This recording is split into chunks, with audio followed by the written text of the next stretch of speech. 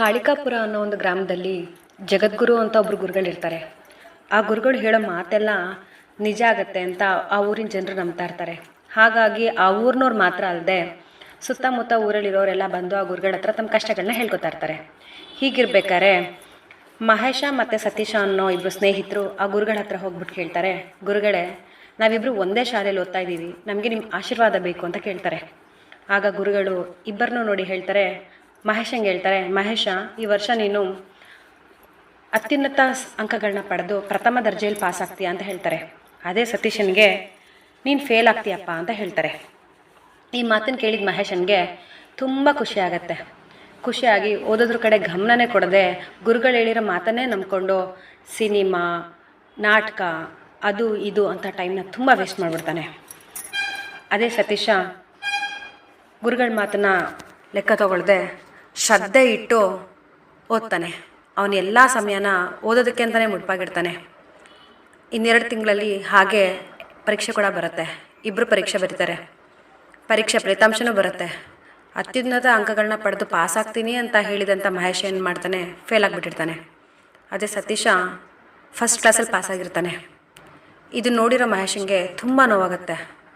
ಅವನು ಗುರುಗಳ ಆಶ್ರಮಕ್ಕೆ ಹೋಗ್ತಾನೆ. ಗುರುಗಳೇ, ನಿಮ್ಮ ಮಾತನ್ನು ನಾನು ನಂಬಿ ಮೋಸ ಹೋದೆ. ನೀವು ಹೇಳಿದ್ರಿ ನಾನು ಫಸ್ಟ್ ಕ್ಲಾಸಲ್ಲಿ ಪಾಸ್ ಆಗ್ತೀನಿ ಅಂತ, ಆದರೆ ನಾನು ಫೇಲ್ ಆಗ್ತೀನಿ ಅಂತ ಹೇಳಿದ ನನ್ನ ಸ್ನೇಹಿತ ಸತೀಶ ಪಾಸ್ ಆಗಿದ್ದಾನೆ ಅಂತ ಹೇಳ್ತಾನೆ. ಆಗ ಗುರುಗಳು ಮಹೇಶಂಗೆ ಹೇಳ್ತಾರೆ, ನೀನು ನನ್ನ ಮಾತನ್ನು ನಂಬಿ ಓದೋದ್ರ ಕಡೆ ಪ್ರಯತ್ನನೇ ಮಾಡಲಿಲ್ಲ. ಶಕ್ತಿ ಇದ್ದರೂ ಕೂಡ ನೀನು ಶಕ್ತಿಹೀನ ಆಗಿಬಿಟ್ಟೆ. ಪ್ರಯತ್ನ ಪಟ್ಟಿಲ್ಲ ಅಂದರೆ ಇಲ್ಲಿ ಏನೂ ಸಿಗೋದಿಲ್ಲ. ಆದರೆ ಸತೀಶ ನನ್ನ ಮಾತನ್ನು ಲೆಕ್ಕಕ್ಕೆ ತಗೊಳ್ಳದೆ ಪ್ರಯತ್ನ ಪಟ್ಟ, ನಂಬಿಕೆ ಇಟ್ಟು ಸತತವಾಗಿ ಕಷ್ಟಪಟ್ಟು ಓದಿದ.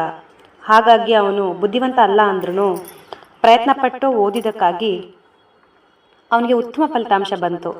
ಕಷ್ಟಪಟ್ಟರೆ ಮಾತ್ರ ಇಲ್ಲೆಲ್ಲ ಸಿಗುತ್ತೆ ಅನ್ನೋ ಮಾತನ್ನು ಅವನು ನಿಜ ಮಾಡ್ದ ಅಂತ ಹೇಳ್ತಾರೆ.